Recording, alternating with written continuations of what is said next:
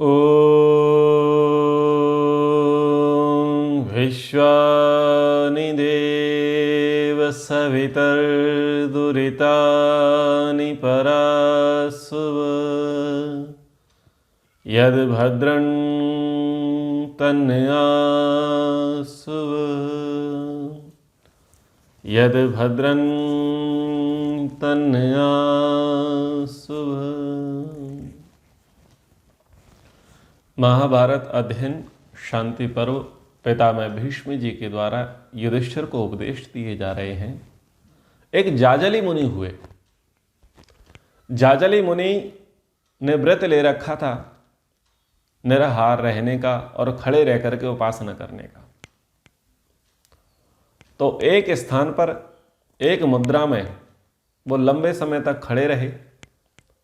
चूंकि खड़े रहने का व्रत था तो खाने पीने का प्रश्न उठता ही नहीं है, इसलिए केवल श्वास लेना और श्वास छोड़ना प्राणवायु हुई उनका भोजन था। और इस प्रकार से वो तपस्या में निरत हो गए, खड़े हो गए। जाजली मुनि की जटाएं तो थी। इतने में क्या हुआ कि पक्षी आए और वो जाजली मुनि ऋषि की जटाओं में जाकर के बैठ गए। गोरैया का जोड़ा आया, बैठ गए। धीरे धीरे क्या हुआ, उन्होंने संतान उत्पत्ति क्रिया की और बाद में अंडे दिए। अंडे कहाँ पर दिए? घोंसला बना बनाया मिल गया जाजली मुनि की जटाएं। अब जाजली मुनि पहले तो नहीं हिले कि नहीं, मैं तो तपस्या में लगा हुआ हूँ, मुझे हिलना नहीं है। कोई बात नहीं, गौरैया का जोड़ा आता है तो जाता रहे, कोई बात नहीं। धीरे धीरे उन्होंने देखा कि इन्होंने तो संतान उत्पत्ति का कार्य भी कर दिया, फिर भी वो अडिग रहे, अविचल रहे। और कुछ समय पश्चात उन्होंने अंडे भी दे दिए गौरैया पक्षी ने। कोई बात नहीं, जाजली मुनि खड़े रहे तो बोले यही मेरी तपस्या सही है। समय बीतता है और अंडों से चूजे निकलते हैं, पक्षी निकलते हैं। जो माता पिता होते हैं गौरैया, वो जाते हैं उड़ान भर करके, कुछ दाना लेकर के आते हैं, अपने चूजों को, अपने बच्चों को देते हैं। धीरे धीरे करके वो बच्चे भी उड़ना सीखते हैं। तब तक जाजली मुनि खड़े ही हैं। अब गौरैया भी प्रसन्न था, गौरैया का जोड़ा प्रसन्न, बच्चे प्रसन्न कि हमें तो ऐसा घोंसला मिल गया कि जहाँ हमें किसी प्रकार की चिंता ही नहीं है, इनसे हमें किसी प्रकार का भय नहीं है जाजली मुनि से। बीच बीच में वो 4-5 दिन की छुट्टी ले जाते थे, पक्षी लोग आते नहीं थे। एक बार क्या हुआ कि महीने भर तक वो पक्षी का परिवार आया नहीं। पक्षी का परिवार नहीं आया तो जाजली मुनि प्रसन्न हुए और वो मानने लगे कि मैंने धर्म को समझ लिया है। मैं खड़ा रहा, मैं अडिग रहा और पक्षियों के शोर से, उनके व्यवहार से मैं हतप्रद नहीं हुआ, डिस्टर्ब नहीं हुआ। और देखो, मैंने उनको आश्रय दिया, इस आश्रय में उनका परिवार बस गया और मैंने उनको बिल्कुल भी छेड़ा नहीं है। तो अट्टहास में वो ये मानने लगे कि मैंने धर्म को जान लिया, मैंने धर्म के स्वरूप को जान लिया। तो जैसे ही वो गर्व करने लगे अपनी तपस्या पर कि मैंने धर्म को जान लिया है, तो वैसे ही आकाशवाणी हुई। इस आकाशवाणी को आप समझिए। पुराणों में आकाशवाणी का खूब वर्णन आता है ना। एक प्रसिद्ध आकाशवाणी कब की है? कंस को आकाशवाणी हुई कि देवकी का 8वां पुत्र तेरी मृत्यु का कारण बनेगा। देवताओं ने आकाशवाणी की।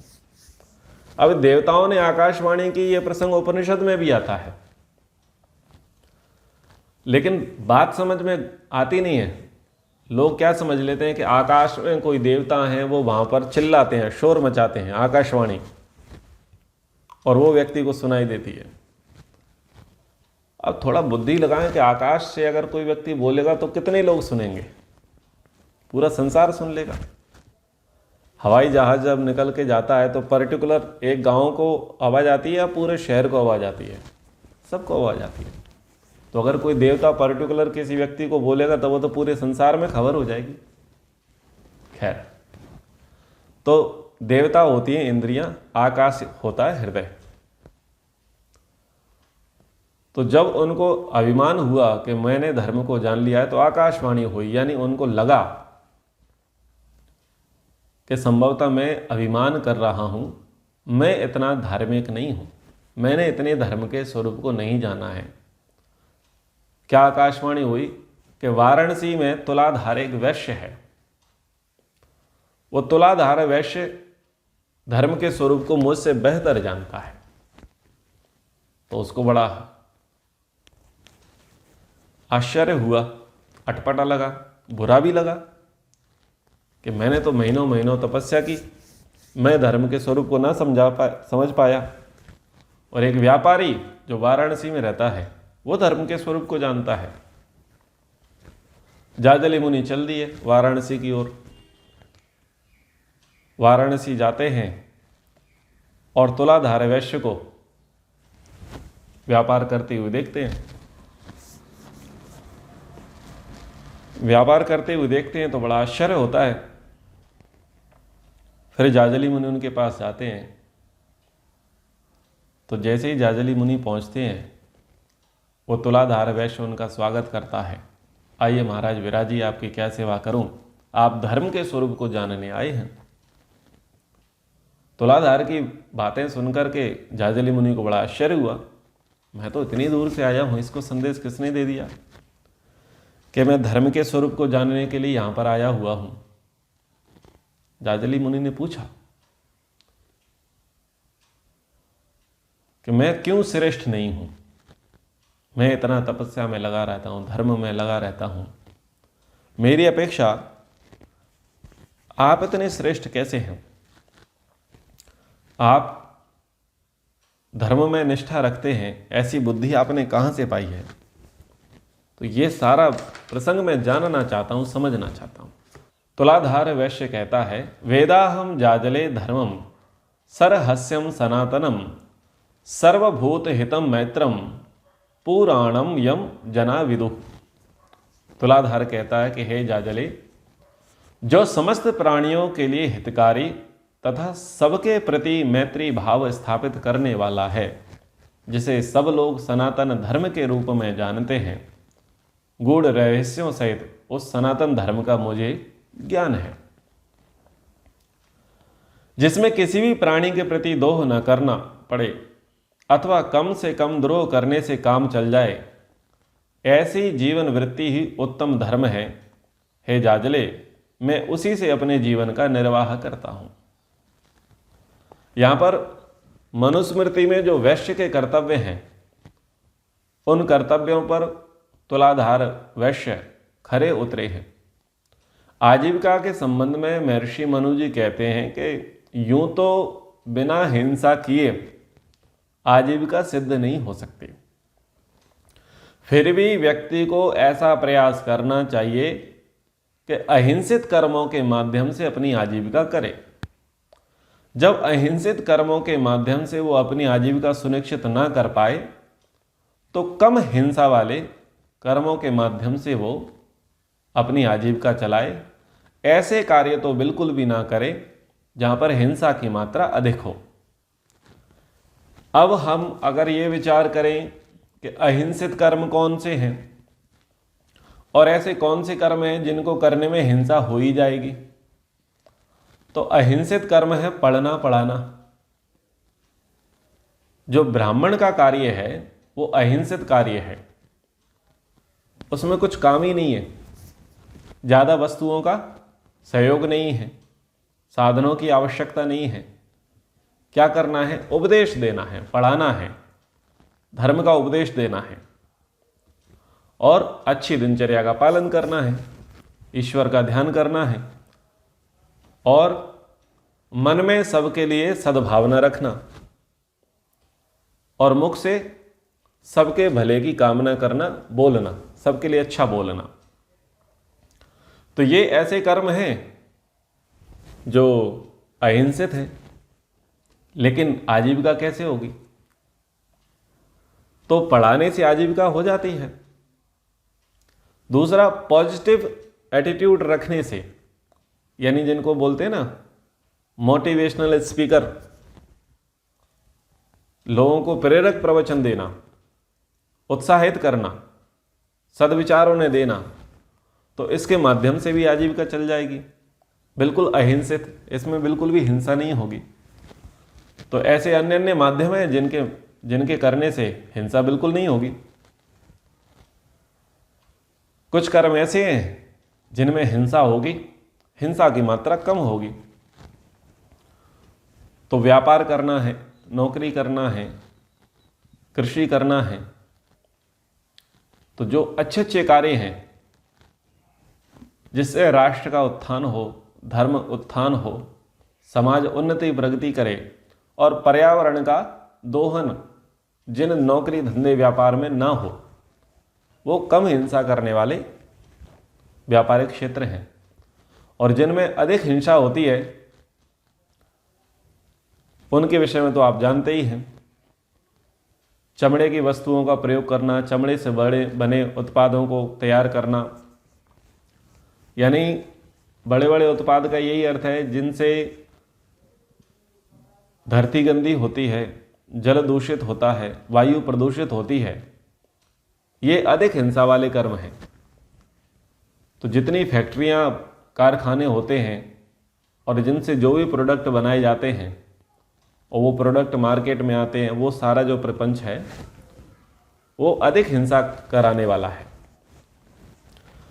तो यहाँ पर जाजली मुनि से तुलाधार वैश्य कहता है कि जिसमें किसी भी प्राणी के प्रति द्रोह न करना पड़े, द्वेष न करना पड़े, कंपटीशन न करना पड़े, प्रतिस्पर्धा न करना पड़े, ये ना सोचना पड़े कि मेरा अधिक हो और सामने वाले का कम हो।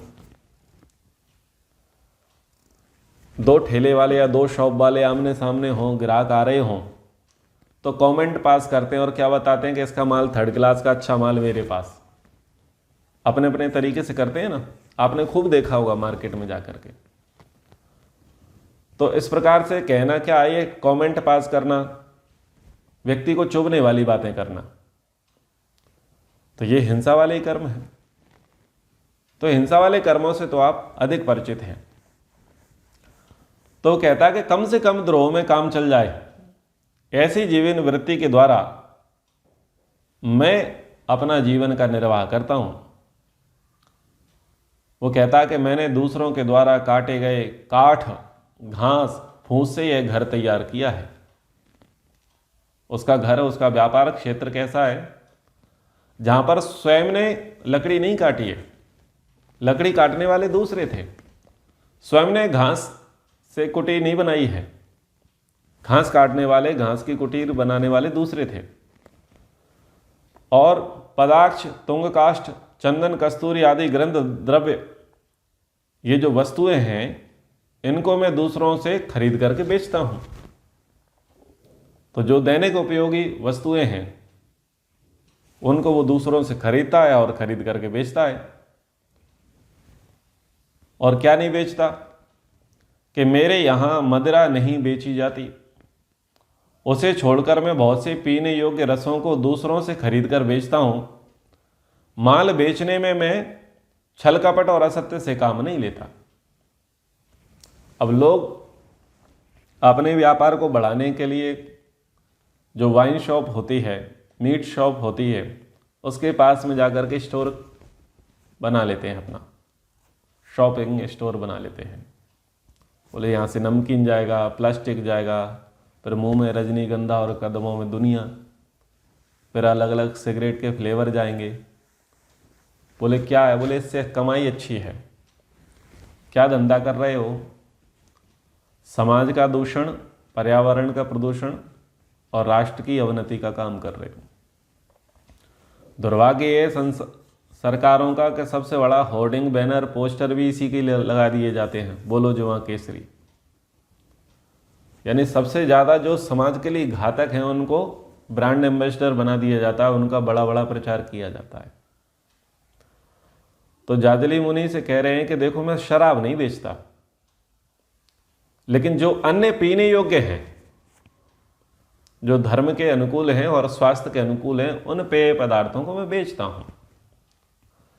ऐसी वस्तुओं को बेचता हूं जो लोगों के स्वास्थ्य के अनुकूल हों, हितकारी हों। मैं ऐसी वस्तुओं को नहीं बेचता जो स्वास्थ्य के प्रतिकूल हों।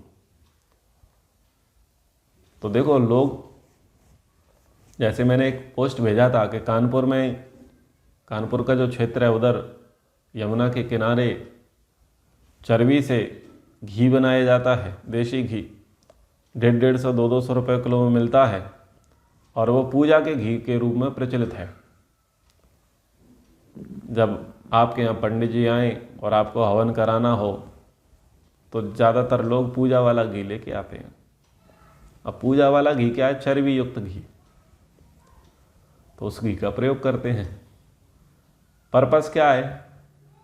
पैसा कमाना। गुजरात की यात्रा में मैं कच्छ में गया था। कच्छ में एक सिटी है मुंद्रा। मुंद्रा में अडानी ग्रुप का मिल है, ऑयल फैक्ट्री है। विदेशों से वहाँ पर तेल आता है। उस तेल को डबल ट्रिपल रिफाइंड किया जाता है। रिफाइंड जब वहाँ पर हो जाता है तो भारत के अन्य तेल कंपनियाँ वहाँ पर आती हैं और उससे तेल लेकर के जाती हैं और अपना पैकिंग लगा देते हैं। कृति, सफोला, फॉर्च्यून, महाकोश आदि आदि। किस नाम से बिकता है? सोया ऑयल, यानी सोयाबीन का तेल। अब किसानों से पूछो कि सोयाबीन में तेल होता है क्या? फैक्ट्रियों में 1 क्विंटल में 16% तेल निकलता है और कोल्हू में 8% तेल निकलता है। सोच के देखो, 100 किलो पर 8 किलो, घाटे का सौदा नहीं है? घाटे का सौदा है। तो बस केवल नाम डाल दिया सोयाबीन का तेल, बाकी सब क्या मिला था? विदेशों से आया घटिया तेल। और वो किचन की शोभा बढ़ाता है महाकोश के नाम से, कृति के नाम से, फॉर्च्यून के नाम से, सफोला के नाम से। और लोगों का शांति पाठ कराने में सबसे बड़ा सहयोगी वही है। हार्ट फेल कराने में, कोलेस्ट्रॉल बढ़ाने में और बहुत सारे रोगों को लाने में। पर्पस क्या है? पैसा कमाना। लोग कोका कोला, पेप्सी और बहुत सारी चीज़ों को प्रयोग करते हैं। उनका लागत मूल्य 4-5 रुपये होता है, बिक्री 30-40 रुपये होती है। पर्पस क्या होता है? धन कमाना। होता क्या है? स्वास्थ्य का सत्यानाश। कैडबरी डेयरी मिल्क, बहुत सारी टॉफियाँ आती हैं, मिला क्या होता है? चर्बी। लिपस्टिक महिलाएं लगाती हैं, फेयर एंड लवली लगाती हैं, ग्लिसरीन लगाती हैं, वैसलीन यूज करते हैं। यूज क्या होता है? चर्बी। पर्पस क्या है? पैसा कमाना। लागत कम, इनकम ज़्यादा। तो यहाँ पर जाजली मुनि से यही कह रहे हैं कि मैं ऐसे काम करता ही नहीं हूँ जो स्वास्थ्य के लिए हानिकारक हों, पर्यावरण के लिए हानिकारक हों, समाज के लिए, राष्ट्र के लिए, धर्म के लिए हानिकारक हों। ऐसे उत्पादों को मैं बेचता ही नहीं हूँ। और क्या नहीं करता कि मैं छल कपट के साथ व्यापार नहीं करता। छल कपट के साथ व्यापार कैसा होता है कि समझदार व्यक्ति आएगा तो उसे रेट टू रेट ठीक लगाएंगे, और कोई बच्चा आ जाए तो, अनाड़ी आ जाए तो उससे कितनी रेट लेंगे भगवान मालिक। मेडिकल लाइन में जो दवाइयाँ होती हैं 130 रुपये MRP होती है और गोली की कीमत होती है 27 रुपये। अब कितना कमाना है, कमाते रहेंगे। तो ऐसी बहुत सारी चीज़ें हैं। तो छल कपट के साथ व्यापार होता है। कपड़ा बेचेंगे, जूता बेचेंगे, बहुत सारी वस्तुएं बेचेंगे। यदि कोई व्यक्ति कंपनी को समझने वाला, ब्रांड को समझने वाला होगा, तो बार्गेनिंग ठीक से करना जानता होगा, तो उसे ठीक ठाक भाव लगा देंगे। और जो इस प्रकार से नहीं जानता होगा उसको दम से लूटेंगे, यानी छल कपट के साथ व्यापार करेंगे। व्यापारियों का एक प्रसिद्ध डायलॉग, यदि वो 100 रुपये MRP वहाँ पर पड़ी हुई है, 100 रुपये की वस्तु दे रहा है। आप व्यापारी के पास जाएं और उसको बोलें कि 90 रुपये का दोगे? बोले भाई साहब 90 में आप मुझे ला दो, कितनी ला के दोगे? मैं ले लूँगा आपसे। 95 की तो घर में पड़ी है। प्रसिद्ध डायलॉग मिलेगा पूरे भारत में व्यापारियों का, ठीक है। तो जाजली मुनि को ये तुलाधार वैश्य सारी बातें बता रहे हैं कि मैं समस्त प्राणियों के प्रति मेरा जो भाव है वो सम है, यही मेरा व्रत है और यही मेरा नियम है। मेरी तराजू किसके लिए कम और किसी के लिए अधिक नहीं तोलती, मैं तुलाधार हूं। क्यों? कि आजीविका चलाना मेरा कर्म है, लेकिन उस कर्म को मैं धर्मपूर्वक करता हूं। तो वस्तुतः मैंने धर्म को ठीक से समझ रखा है। क्योंकि मैं वैश्य वर्ण का हूं, व्यापार करना मेरा धर्म है, लेकिन व्यापार को मैं पूरी निष्ठा के साथ, पूरे समर्पण के साथ करता हूं। कहने का तात्पर्य क्या है कि आप जिस भी वर्ण के हैं, उस वर्ण में आप जिस पद पर नियुक्त हैं, उस पद का आप निष्ठापूर्वक पालन करो, धर्मपूर्वक पालन करो। लोग कंठी डाल लेंगे, माला डाल लेंगे, तिलक लगा लेंगे, चोटी लगा लेंगे, जनेऊ पहन लेंगे, सुबह और शाम को पर्याप्त पूजा पाठ कर लेंगे। महीने में या अमावस्या पूर्णिमा को या 6 महीने में या देवता सोएंगे या उठेंगे या किसी पर्व विशेष पर बड़े बड़े भंडारे करा देंगे, बड़ी बड़ी कथाएं प्रवचन यज्ञ आदि करा देंगे, दान करा देंगे। सेठ जी आए हैं, सेठ जी आए हैं। और व्यापार में जब देखने जाएंगे तो उनसे बड़ा चोर, छली कपटी, प्रपंची, धोखेबाज, वो जितना समाज का, राष्ट्र का और व्यवहार का सत्यानाश करते हैं उतना कोई नहीं करता। लेकिन सेठ हैं, बहुत दान देते हैं। तो ऐसा दान कभी धर्म को नहीं बढ़ाता। धर्म तो ये कहता है कि आप जो कर्म कर रहे हो उसको शांति से निष्ठापूर्वक करो, समझ करके करो। पर लोगों ने एक अलग ही ट्रेंड बना लिया है कि इधर से खूब कमाओ, गड़बड़ घोटाले खूब करो, जब लगे कि हमारा काला पीला अधिक हो गया तो चलो कुछ धर्म कार्य कर देते हैं। तो ऐसे धर्म कार्य कर देने से उस पाप की निवृत्ति नहीं होगी। वास्तविक धार्मिक व्यक्ति तो वही है जो निष्ठापूर्वक उसका पालन करता है।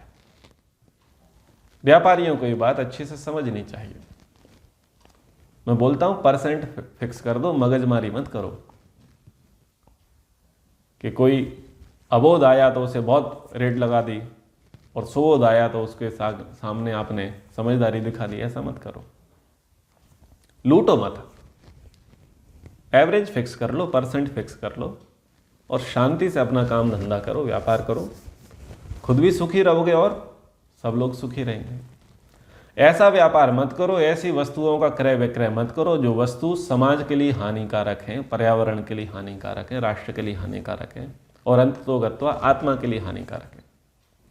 ऐसी वस्तुओं का प्रयोग मत करो। अहिंसा आदि कृतम कर्म एह चैव परत्र च श्रद्धाम निहंति वै ब्राह्मण सा हंता हंतिम तम नरम। अहिंसा और दया आदि भावों से प्रेरित होकर किया हुआ कर्म दोनों लोकों में उत्तम फल देने वाला है। यदि मन में हिंसा की भावना हो तो वह श्रद्धा का नाश कर देती है। फिर नष्ट हुई श्रद्धा कर्मकर्ता इस हिंसक मनुष्य का ही सर्वनाश कर डालती है। विचारणीय है। अश्रद्धा परमं पापम श्रद्धाम पापमोचिनीम जहाति पापम श्रद्धावान सर्पो जीर्णम एव त्वचम। कह रहे हैं कि अश्रद्धा सबसे बड़ा पाप है और श्रद्धा पाप से मुक्ति दिलाने वाली है। जैसे सांप अपनी पुरानी केंचुली को छोड़ देता है, वैसे ही श्रद्धालु मनुष्य पाप का परित्याग कर देता है। यहां श्रद्धा और अश्रद्धा का प्रसंग क्या है? श्रद्धा का अर्थ यही है कि आप जिस वर्ण के हैं उस वर्ण का कार्य, उस दायित्व को आप श्रद्धापूर्वक निभाओ। जब श्रद्धापूर्वक आप निभाओगे तो पाप मोचनी वो श्रद्धा हो जाएगी, यानी पाप का परित्याग करा देने वाली हो जाएगी। आपसे पाप दूर हो जाएंगे। लेकिन आप अपने कर्म में यदि श्रद्धा को धारण नहीं करते तो अश्रद्धा आ जाएगी, और जब अश्रद्धा आ जाएगी तो आप पाप करने लग जाओगे। एक बहुत पहले मैंने कहा था मनुस्मृति पढ़ाते समय कि एक व्यापारी ने कहा कि यदि ईश्वर को सर्वव्यापक मानेंगे तो हमारा तो धंधा ही नहीं चल सकता। इसलिए हम ईश्वर को या तो सुबह मान लेते हैं या शाम को मान लेते हैं, क्योंकि बिना झूठ के व्यापार होते ही नहीं है। तो मैंने कहा देख लो आपके लिए प्राथमिकता क्या है, ईश्वर को सर्वव्यापक मानना, ईश्वर को मानना, ईश्वर की मानना ज़्यादा आपके लिए प्राथमिकता है, या झूठ बोलना और पैसे कमाना ज़्यादा प्राथमिकता है? आप विचार कर लो कि क्या साथ सदा रहने वाला है, ईश्वर सदा साथ रहने वाला है या तुम्हारा पैसा साथ रहने वाला है? बोले वो तो बात आपकी ठीक है कि ईश्वर सदा साथ रहने वाला है और पैसा सदा साथ रहने वाला नहीं है, लेकिन क्या करें, गृहस्थ जीवन है। अब ये भी कोई तुक है क्या? या तो एक पक्ष, इस पक्ष में आओ या उस पक्ष में आओ। दो नावों में पैर रख करके कभी कोई व्यक्ति भव से पार नहीं होता। तो ऐसे आर्ग्यूमेंट अच्छे नहीं हैं। तो श्रद्धा अगर रखेंगे तो निष्ठापूर्वक आप करेंगे तो आप धर्म की ओर आगे बढ़ेंगे और आपके पुण्य बढ़ेंगे। और यदि अश्रद्धा रखेंगे तो आपकी पाप में वृत्ति बढ़ जाएगी। सेठ लोग होंगे, जहाँ पर उनकी गद्दी होगी वहाँ पर पीछे मंदिर रखेंगे, आएंगे पहले अगरबत्ती लगाएंगे, दिया करेंगे, जैसे ही शटर ओपन करेंगे तो देहरी को छुएंगे, कुर्सी को छुएंगे, ड्रॉज को निकालेंगे, उसमें जो पैसे होंगे उनको छुएंगे, उनको नमस्ते करेंगे, फिर भगवान जी जिनको मानते हैं उनको नमस्ते करेंगे, फिर चारों तरफ घूमेंगे, फिर जल छिड़केंगे, उसके बाद धंधा शुरू। धंधा बिल्कुल गंदा शुरू, और फिर शाम को भी यही क्रिया होगी। लोग बड़े चतुर हैं, पर्दा लगा देते हैं, बोले अब भगवान सो गए, अब अपना काम शुरू। ठीक है ना यशपाल जी? बड़े चतुर लोग हैं। हम उठ गए तो भगवान उठ गए, और अब हम सो रहे हैं तो बोले पहले भगवान का पर्दा लगा दो, अपना काम शुरू। भगवान की पूजा इसलिए कर रहे हैं कि बस हम जो गड़बड़ करते हैं वो उसमें एक्सपोज ना हो जाए। आकर के व्यापार प्रतिष्ठानों में, दुकानों में आकर के पूजा पाठ इसीलिए करते हैं कि ग्राहक पर्याप्त आए, कुछ गड़बड़ घोटाला ना हो। मतलब गड़बड़ घोटाले तुम संभालना, बाकी करने की पूरी जिम्मेदारी हमारी। मतलब भगवान को लोग क्या बना देते हैं कि जैसे सहयोगी होता है ना, कुछ लोग चोरी करने जा रहे होते हैं तो रेकी के लिए खड़े हो जाते हैं, वॉच के लिए, कि मुझे सिग्नल देते रहना, बताते रहना, मैं जब तक अंदर जाकर के चोरी करता हूँ, और मुझे अलर्ट करते रहना। तो कहीं ना कहीं ये लोग क्या करते हैं, जब अपने व्यापारिक प्रतिष्ठान में आते हैं तो सबसे पहले दिया बत्ती लगा करके इनके भाव ही यही रहते हैं कि बस भगवान बचाए रहना, बाकी काला पीला सफ़ेद गुलाबी करने की जिम्मेदारी हमारी है। ठीक है?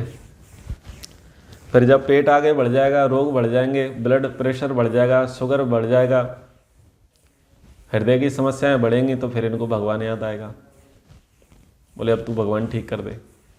अच्छी बात है, भगवान याद तो आता है, लेकिन चतुर है।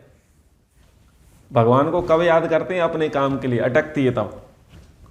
ऐसा मान के चलते हैं जैसे भगवान इनका नौकर हो, एक घंटी घुमाएंगे, फोन करेंगे और भगवान हाजिर। भगवान को बोल देंगे ये ले नारियल, ये मिठाई ले ले, और ये थोड़ी सी आहुतियाँ ले लें, और ये काम कर देना, बाकी सब ठीक है। मतलब मैं तो नज़दीकी से जब देखता हूँ तो मुझे बड़ा अटपटा लगता है। बहुत चतुर लोग हैं, भले ही वो भक्ति दिखाते हों, ईश्वर के प्रति आस्था दिखाते हों, श्रद्धा दिखाते हों, या हमारे व्याख्यानों को सुन करके वो सोचते हों कि भाई ये तो अपमान करते हैं, लेकिन तटस्थता से विश्लेषण करके देखें कि आप ईश्वर को मान क्या रहे हैं। व्यवहार करके तो देखें, सोच करके तो देखें। तो ये जो है पितामह भीष्म जी ने युधिष्ठिर को उपदेश दिया था धर्म के स्वरूप का। पहली कक्षा आपने धर्म के स्वरूप को समझ लिया था, और यहाँ पर एक दृष्टांत के माध्यम से जाजली मुनि और तुलाधारे वैश्य की कथा यहाँ पर कही गई। यानी कौन व्यक्ति श्रेष्ठ है? जिनके कर्म में, आचरण में धर्म उतरा है, वो श्रेष्ठ है। वो व्यक्ति श्रेष्ठ नहीं है जो धर्म धर्म चिल्लाता तो रहे लेकिन खुद धर्म का कोई काम न करे। तो वास्तविकता में आप कितने धार्मिक है ये तब पता चलेगा जब धरातल पर वो होगा। जैसे कि व्याख्यानों में कह ही देता हूं कि बहुत बड़ा ब्रह्मवादी, राष्ट्रवादी, धर्मोत्थान करने वाले, क्रांति दूत और गौरक्षक हमारे प्रिय साप्ताहिक लोग आने वाले, नाम लेकर के अब क्या करूंगा, संस्था का नाम नहीं लेना चाहिए ज़्यादा। तो वो लोग आएंगे, रविवार को शटर खोलेंगे, दरवाज़ा खोलेंगे, सुबह 7 से 9 2 घंटे का शो चलेगा उनका। उस शो के भीतर देख लेना उनसे बड़ा धार्मिक, आस्तिक, ब्रह्मवादी, विद्वान आपको कोई मिलेगा नहीं आसपास। जैसे ही शो समाप्त, शांति पाठ और दरवाजे से बाहर, तो उनका अलग ही रूप देखने को मिलेगा। तो कहना तो सभी से ही है कि धर्म बोलने का विषय नहीं है, व्याख्यान का विषय नहीं है, धर्म नारे लगाने का विषय नहीं है, और किसी प्रकार की वेशभूषा पहन करके ये बता देना कि मैं धर्म को मानने वाला हूं, ये धर्म का विषय नहीं है। धर्म तो वस्तुतः आचरण का विषय है। आपके आचरण में धर्म उतरना चाहिए। दान कर देना धर्म नहीं है, हवन कर लेना धर्म नहीं है, ईश्वर का ध्यान कर लेना धर्म नहीं है, तिलक लगा लेना धर्म नहीं है, अलग अलग कपड़े पहन लेना धर्म नहीं है, नंगे पैर यात्राएं करना धर्म नहीं है, भोग लगाना धर्म नहीं है। धर्म है धृति, क्षमा, दमो, स्तेयम, शौचम, इंद्रिय निग्रह, धीर, विद्या, सत्यम, अक्रोधो, दशकम धर्म लक्षणम, वेदा स्मृति, सदाचार, स्वस्य चा प्रियमात्मनम, एतत् चतुर्विधम प्राहु साक्षात धर्म से लक्षणम। ये धर्म है। इन पर चलना, इनको फॉलो करना, ये धर्म है। तो जीवन में धैर्य को धारण करें, सत्य को धारण करें, झूठ को नो एंट्री देवें, आवश्यकता से अधिक वस्तुओं का संग्रह न करें, यथासंभव यथा सामर्थ्य ब्रह्मचर्य का पालन करें, ईश्वर प्रणिधान करें, मन को बुरे कार्यों से रोके, इंद्रियों को बुरे मार्गों में जाने से रोके, सद्विचार ग्रहण करें, दुर्विचार ग्रहण न करें, बुद्धि को शुद्ध पवित्र बनाए रखने के लिए स्वाध्याय करें, ईश्वर का ध्यान करें और क्षमा करना सीखें। एग्रेसिव ना हो, तिल का ताड़ राई का पहाड़ ना बनाएं, छोटी छोटी बात को पकड़ करके ना बैठ जाएं, अपने ईगो को ना बढ़ाएं, अपने फ्रस्ट्रेशन को, अपने डिप्रेशन को ना बढ़ाएं। जैसा हम स्वयं के लिए सुख चाहते हैं वैसा हम दूसरों के लिए सुख सोचें। जिन चीज़ों से, जिन व्यवहारों से हम स्वयं आहत होते हैं, उन चीज़ों को, उन व्यवहारों को हम दूसरे के साथ न करें। जैसी आत्मा हमारे अंदर है वैसी आत्मा औरों के अंदर है।